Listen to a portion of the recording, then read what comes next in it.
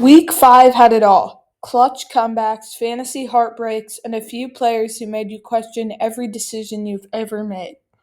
Let's count down the top 10 fantasy takeaways you can't ignore heading into Week 6. Let's dive in. In Week 5, Derrick Henry let fantasy managers down. He only scored 9 fantasy points, which is part of his trend of being a fantasy bust so far this year. It depends on how much you trust him if you're willing to start him at this point. Because for me, he's on the fringe of if you have a good backup, you could put them in over him as he has not been producing very well. Number 2 is Theo Johnson.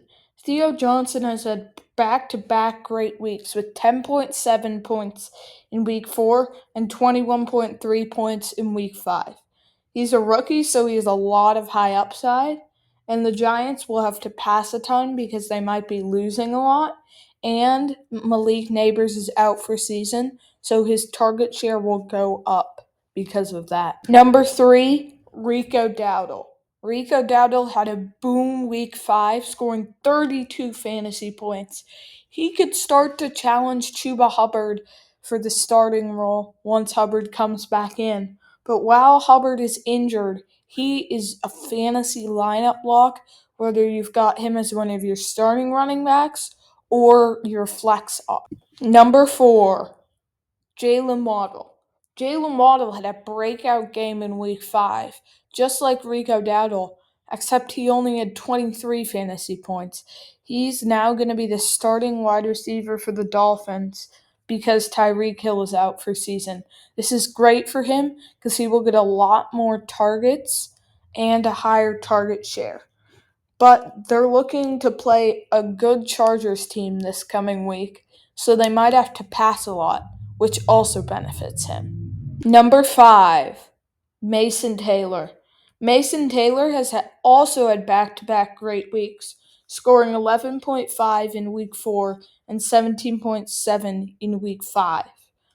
He has had increasing targets every single game this year, which shows signs of a potential breakout. He could become a viable fantasy starting options in the weeks to come. Number 6, Alvin Kamara. So far this season, Alvin Kamara has been a letdown, only scoring 16 points in his best game. This week, in week 5, he was a letdown. He only scored 9 fantasy points. However, he's on a very bad team, so if they can start to get a little bit better, he might have more opportunities to run the ball. Number 7, Woody Marks. After having a great week 4, a lot of people added him to their teams and even started them in some leagues. But he did awfully in week 5, only scoring 2.4 fantasy points, proving that he might not be ready to take the starting role. Of course, he's a rookie, so he still has plenty of room to grow as the year goes on. I recommend you keep an eye on him, but maybe don't add him just yet. Number 8, Jacory-Croskey Merritt. He had a breakout game in week 5, scoring 27 fantasy points, which is the most he's scored all season. He's a rookie, so he has a ton of upside, and he's playing the Bears and the Cowboys next, which is a little bit of an easy schedule, which will give him a lot of rushing attempts. Number 9, Emeka Egbuka. He had a 31-point week 5, an incredible game. He has been very solid this year. He's actually ranked 3rd out of all receivers.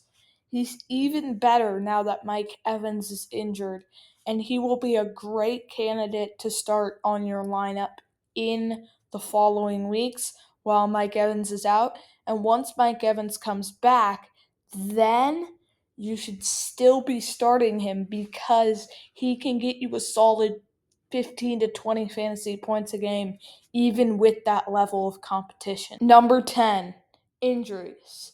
These are all of the important injuries that you need to know about coming out of week 5 and heading into week 6.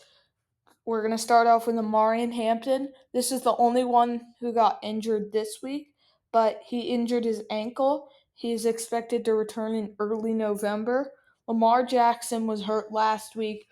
He should be coming back this week from his hamstring injury.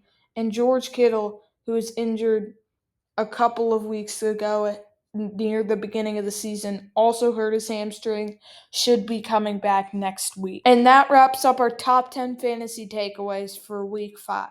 Whether you're celebrating a big win or regrouping after a tough loss, use these insights to get ahead heading into week 6. Don't forget to like, subscribe, and drop your biggest week 5 surprise in the comments below.